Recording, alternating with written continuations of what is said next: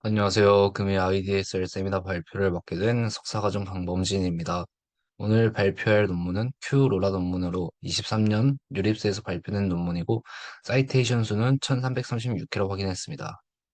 오늘 발표는 다음과 같이 백그라운드, 모티베이션과 컨트리뷰션, 프로포스드 메소드, 익스페리먼털 리절트, 컨클루전 순으로 준비했습니다. 먼저 백그라운드에 대해서 말씀드리도록 하겠습니다. 최근 트랜스포머 기반의 모델이 좋은 성능을 성취하여 이제 많은 연구자들의 관심을 받고 있는 이제 랭귀지 모델 분야에서는 초거대 프리트레인드 모델을 태스크 스페시픽하게 파인 튜닝하여 사용하는 경향이 있습니다. 이때 프리트레인드 LLM 모델의 파인 튜닝 과정은 상당한 GPU 자원을 필요로 합니다. 예를 들어서 라마 65빌리언 모델을 파인 튜닝하기 위해서는 780GB의 GPU 메모리를 필요로 합니다. 따라서 최근에 파라미터 이피션트한 파인튜닝 방법이 주목받고 있습니다. 예를 들어서 로우 랭크 어댑터 기반의 로라와 이를 기반으로 한 베라, 도라 등의 다양한 연구가 진행되었습니다. 다음으로 Q 로라 논문의 모티베이션과 컨트리뷰션에 대해서 말씀드리겠습니다. 앞서 말씀드렸다시피 LLM 모델의 파인튜닝 과정에서 많은 GPU 메모리를 필요로 하고 이를 해결하기 위한 대표적인 방법으로 퀀타이제이션 방법이 있습니다. 퀀타이제이션 방법은 GPU 메모리 요구량을 줄일 수 있는 효과적인 방법이나 오직 인퍼런스 과정에서만 사용된다는 한계점이 있었습니다. 이러한 한계점을 모티베이션으로 큐로라 논문에서는 파인튜닝 과정에서 파운데이션 모델을 퀀타이제이션하여 GPU 메모리 요구량을 극한으로 줄여보고자 진행한 연구입니다. 본 논문에서는 파인튜닝 과정에서 파운데이션 모델을 4비트 퀀타이제이션 적용하고 로라 어댑터를 이용한 파인튜닝을 진행하여 48기가비트 이하의 GPU 메모리 요구량만으로도 파인튜닝이 가능하게 했고, 이는 한 개의 GPU만으로도 LLM 모델을 파인튜닝할 수 있는 수준이라고 볼 수 있습니다. 즉, 본 논문에서의 주된 목표는 한 개의 GPU만으로도 LLM 모델의 파인튜닝을 수행함과 동시에 정확도 하락을 최소화하는 것이라고 볼 수 있습니다. 이를 위해서 본 논문에서 이제 제안하는 메인 컨트리뷰션은 크게 두 가지로 볼 수 있습니다. 첫 번째로 K비트 노멀 플롯 데이터 타입을 제안했습니다. K비트 NF 데이터 타입은 파운데이션 모델을 4비트로 영자화하기 위해 제안된 방법으로 정보 이론적으로 옵티멀한 데이터 타입이라고 말하고 있습니다. 두 번째로 더블 퀀타이제이션을 제안했습니다. 이는 블록 퀀타이제이션 적용 시 생기는 이제 방대한 양의 32비트 스케일 팩터의 메모리 요구량을 줄일 수 있는 방법으로, 이러한 방법을 통해 파라미터당 0.37비트의 메모리 요구량을 세이빙할 수 있었다고 합니다. 다음으로 프로포즈드 메소드에 대해서 말씀드리도록 하겠습니다. 먼저 NF 데이터 타입에 대해서 말씀드리겠습니다. NF 데이터 타입은 퀀타일 퀀타이제이션을 기반으로 제한하는 데이터 타입입니다. 먼저 퀀타일 퀀타이제이션에 대해서 설명드리겠습니다. 퀀타일 퀀타이제이션은 퀀타일의 내부에 데이터가 이제 모두 같은 빈스를 갖도록 하는 방법입니다.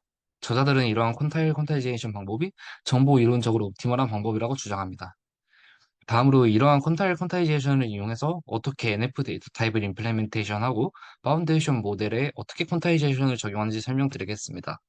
먼저 NF 데이터 타입이 어떻게 이제 만들어지는지 설명드리도록 하겠습니다. NF 타입을 만들기 위해서 먼저 이제 평균이 0이고 분산이 1인 분포해서 2의 K승 플러스 1개의 퀀타일을 구성하게 됩니다. 이는 이제 2의 K승의 퀀타이제이션 밸류를 구성하기 위해서 2의 K승 플러스 1개의 퀀타일을 구성하는 것이며, 퀀타이제이션 밸류들은 퀀타일들의 중간값으로 결정됩니다.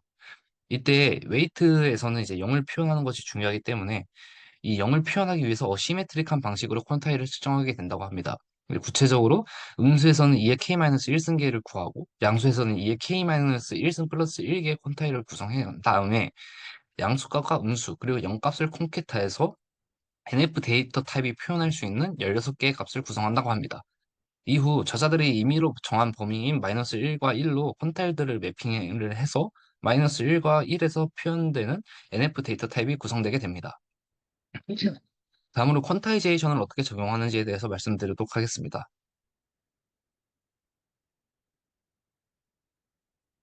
마이너스 1과 1 범위에서 NF 데이터 타입은 이제 총 16개의 값으로 표현이 됩니다.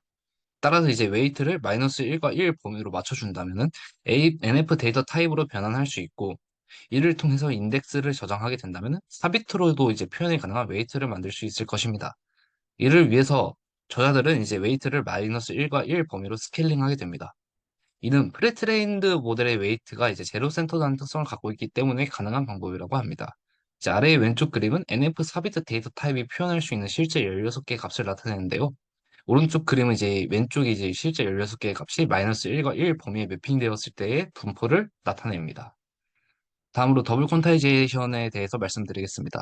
본 논문에서는 이제 웨이트의 정교한 사비트 콘타이제이션을 위해서 64개의 파라미터를 한 개의 블록으로 구성을 해서 정교한 그래놀러티를 갖는 콘타이제이션 방법을 적용하게 됩니다. 이렇게 되면은 이제 32비트의 스케일 팩터가 좀 많이 발생하게 되고요. 이는 파라미터당 0.5비트의 추가적인 메모리 오버헤드를 발생시킨다고 합니다. 따라서 이제 본 논문에서는 이러한 문제점을 해결하고자 256개 스케일링 팩터 단위로 콘타이제이션을 하는 더블 콘타이제이션 방법을 적용합니다. 결과적으로 더블 콘타이제이션을 적용하게 되면은 파라미터당 0.5비트 정도로 발생하는 메모리 오버헤드를 0.13비트로 줄일 수 있으며 결과적으로 0.37비트를 세이빙할 수 있다고 합니다. 다음으로 큐로라 프레임워크에 대해서 정리하면서 프로포즈드 메소드를 마무리하도록 하겠습니다. 큐로라는 NF 사비트의 웨이트와 더블 콘타이제이션, 로라 어댑터를 결합하여 파인 튜닝하게 됩니다. 이때 실제 맨멀 FC 레이어 등의 연산은 웨이트를 디콘타이제이션을 하여서 BF16 형태로 진행하게 되고요. 로라 어댑터의 파라미터를 업데이트하여 이제 특정 태스크에서 핏하게 학습된 모델을 얻게 됩니다. 다음으로 실험 결과에 대해서 말씀드리도록 하겠습니다. 먼저 큐로라와 스탠다드 파인튜닝 실험 결과부터 말씀드리겠습니다. 실험은 로버트 A 라질 모델과 T5 모델에서 진행했습니다. 아래의 표에서 볼 수 있듯이 로버트 A 라질 모델과 T5 모델 80mm 모델에서 3빌리언 모델까지는 모두 이제 NF 4비트와 더블 퀀타이제이션을 적용했음에도 불구하고 스탠다드 파인튜닝과 유사하거나 더욱 높은 성능을 보인 것을 확인하실 수 있었습니다. T5 11빌리언 모델에서는 스탠다드 파인튜닝에 비해서 살짝 이제 성능이 떨어지는 것을 확인했으나 로라 파인튜닝에 비해서는 높은 정확도를 성취한 것을 확인했습니다.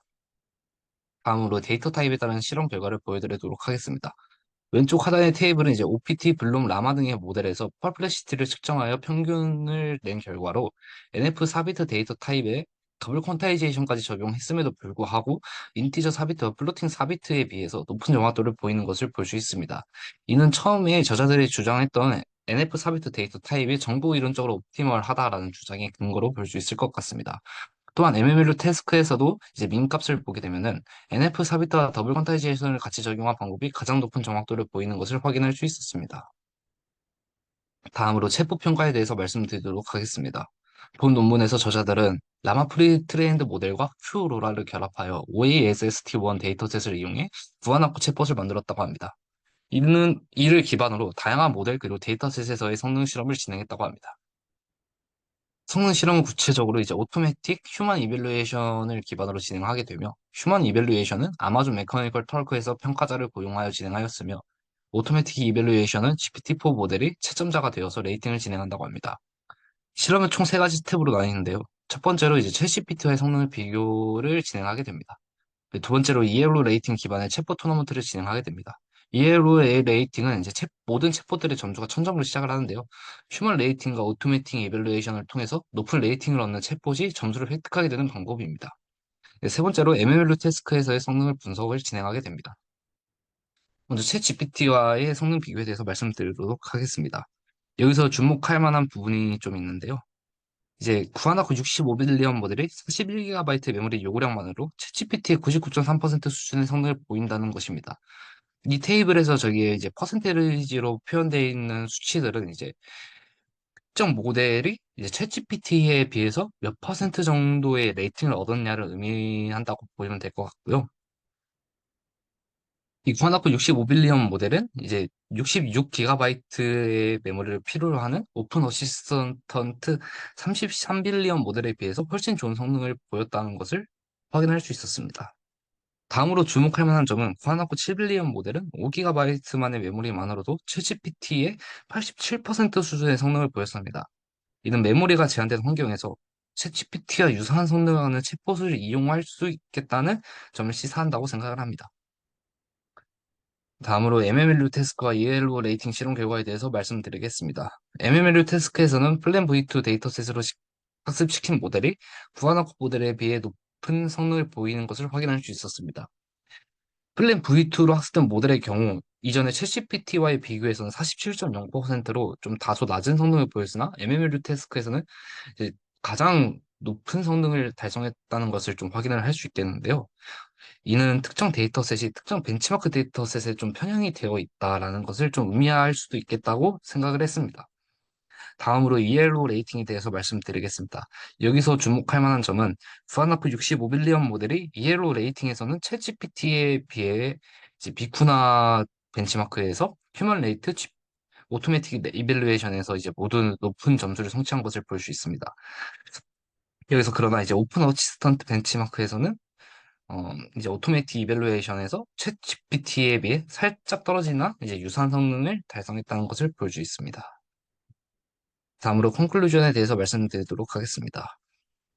먼저 이 논문에서 저자들이 말하고 있는 리미테이션에 대해서 말씀드리도록 하겠습니다.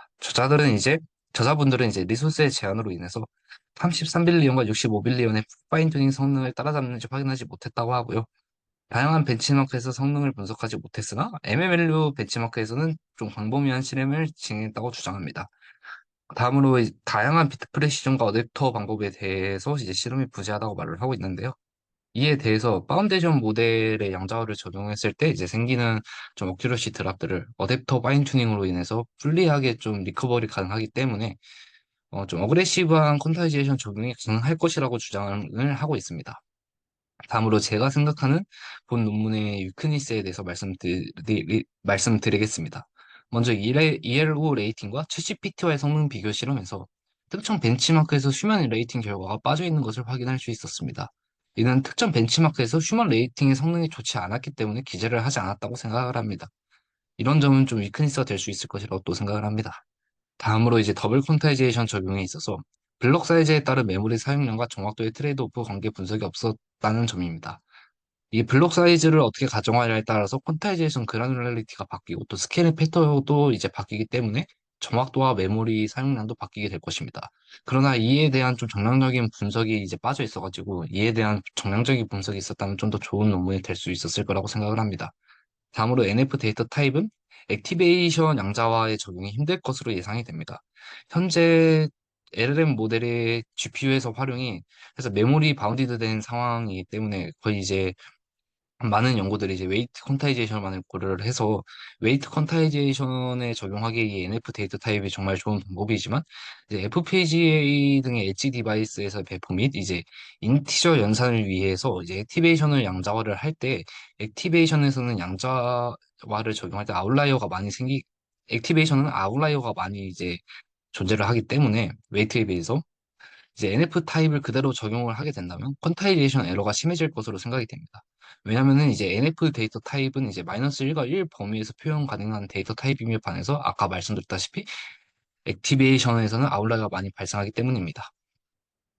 마지막으로 이제 본 논문의 저자들은 큐로라 방법이 이제 리소스가 제한된 연구자들이 이제 한 개의 GPU만으로도 LLM을 파인 튜닝 해볼 수 있는 방법이며 이러한 점은 이제 최신 LLM 연구에 대한 접근성 향상을 기대할 수 있을 것이라고 이제 말을 하고 있습니다. 네, 이상으로 발표 마치도록 하겠습니다. 감사합니다.